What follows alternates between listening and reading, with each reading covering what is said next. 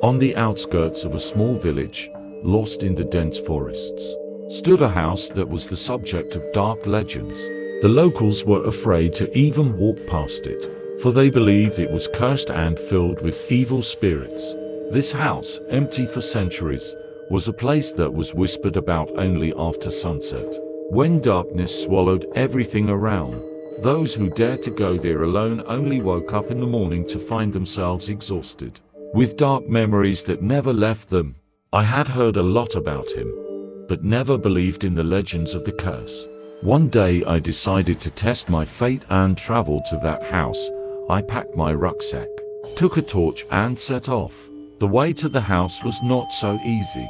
The forest was thick, and the silhouettes of the trees seemed ghostly and threatening. Occasionally I heard strange sounds, as if the ghosts of bats, and felt invisible stares on me. When I finally reached the house, I noticed that its windows were glowing with a ghostly light. No, it wasn't the light from a lantern, it was a light that came from inside the house. I opened the door trying to push away the unpleasant thoughts, but what I saw inside was a strange sight. There were dozens of ancient lamps inside the house, their flames dancing inside the lamps like the eternal flames of hell. The walls of the house were covered with portraits of strangers, their eyes glittering with a ghostly light. I sensed that there was something wrong with the room. Everything was too sinister and evil.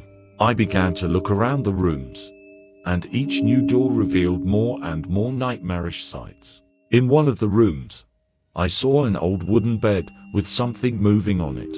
As I got closer, I saw that a woman with long black hair was sitting on the bed. Her eyes were vacant and restless, and there were bloody marks on her hands. "Who are you?" I asked. In a trembling voice, the woman slowly turned her head towards him and whispered, "Save me." At that moment, I felt something cold and nasty lick my leg.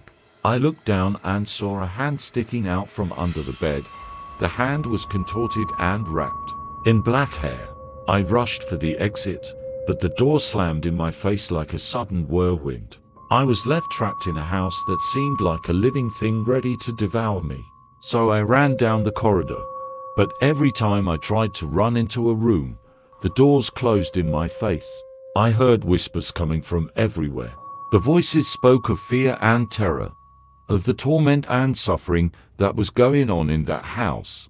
I saw ghosts bent over the portraits, their eyes full of suffering and their hands bloody.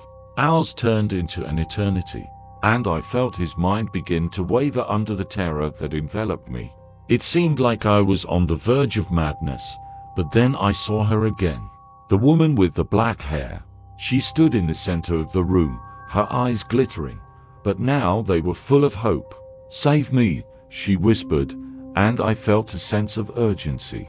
I began to explore the house more carefully, and in one of the rooms, I found an ancient book encased in a heavy metal casket. When I opened the book, I learnt a terrible truth about the house. This house had been created as a place of torment and suffering. The owner of the house was a witch doctor who summoned evil spirits to bring him power and immortality. Through many sacrifices and magical rituals, he cursed the house, turning it into a place of darkness and horror. I realized that the only way to save myself and the woman was to destroy the house. I gathered all the candles from the room and began setting the walls on fire. The flames engulfed the house, and I heard the screams and cries of the souls that had been trapped for centuries. With each passing second, the house collapsed and I saw the ghosts disappear, their suffering ending. Finally, I managed to get out of the house, and it exploded with fire as a final cry of despair.